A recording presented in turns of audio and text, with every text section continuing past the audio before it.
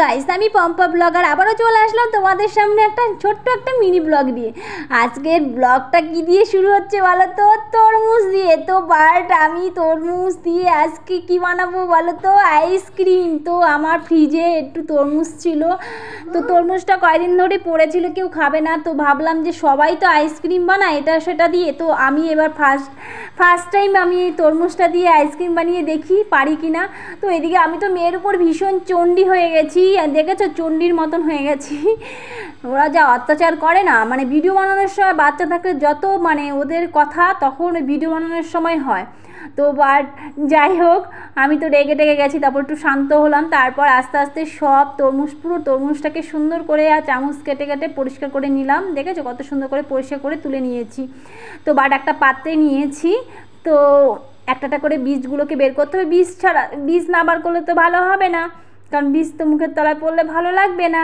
তো আমি একটা করে বীজগুলোকে বের করে মিক্সচারে নিয়েছি, কারণ মিক্সচার করব।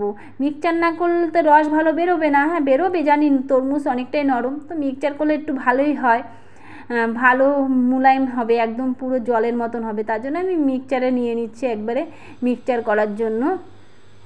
তো এখন আমি মিক্সচার করব, মিক্সচারে বসাবো। তো আমি তো ভীষণ এক্সাইটেড হয়ে আছি যে আমি কি আদৌ পারবো আইসক্রিম বানাতে।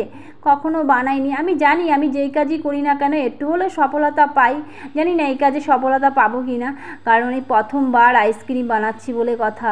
আমার তো একটু মনে মনে আনন্দ হচ্ছিলো, আবার ভয় হচ্ছিলো যে আমি কি পারবো। তারপর আমি একটু 2-3 টেবিলের মতন একটু চিনি দিয়ে দিলাম, কারণ তরমুজ তো খুব আহামরি একটা মিষ্টি হয় না, একটু পানসেও হয়, কোনোটায় অল্প মিষ্টি হয়, যেদিকটা লাল থাকে সেদিকটা মিষ্টি হয়, যেদিকটা একটু হালকা সাদা সাদা থাকে পানসে হয়, কিন্তু খুব একটা মিষ্টি হয় না।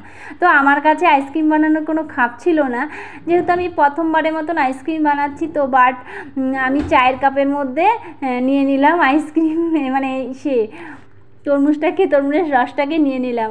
আমি আইসক্রিমের কাঠিগুলো, এগুলো কাঠি না কিন্তু, ঠিক আছে, যেই ঘুগনি টুগনি খায় না একরকম চামচ থাকে না কাঠে, সেই চামচগুলো আমাদের দোকানে ছিল। সেই চামচগুলো মানে 3-4টে চামচ এনে তারপর চায়ের কাপের মধ্যে বসিয়ে দিলাম। তো আমি একটা ক্যারি ব্যাগের মধ্যে ঢুকিয়ে একটা প্লেটের মধ্যে সুন্দর করে সাজিয়ে নিচ্ছি, কারণ সুন্দর করে না সাজালে তো ভালো হবে না, আর ক্যারি ব্যাগের মধ্যে না ঢুকালে হয় না। তো আমি এবার ডিপের মধ্যে ঢুকাবো সুন্দর করে ডিপের মধ্যে। এবার আমি ডিপে থেকে আমি আইসক্রিমগুলোকে বের করব, দেখব, ভীষণ এক্সাইটেড হয়ে আছি যে আইসক্রিমগুলো কি সত্যি করতে পেরেছি আমি। তো এত বরফ জমে গেছে আমি বের করতে পারছিলাম না। তো দেখছি উপর থেকে, তো দেখছি বেশ ভালোই লাগছে দেখতে, আমি তো ভীষণ খুশি হয়েছি, মনে হয় খুব ভালোই হয়েছে। কি জানি গাইস তোমরা কি বলো, কি আমি কি করতে পেরেছি আইসক্রিমটা?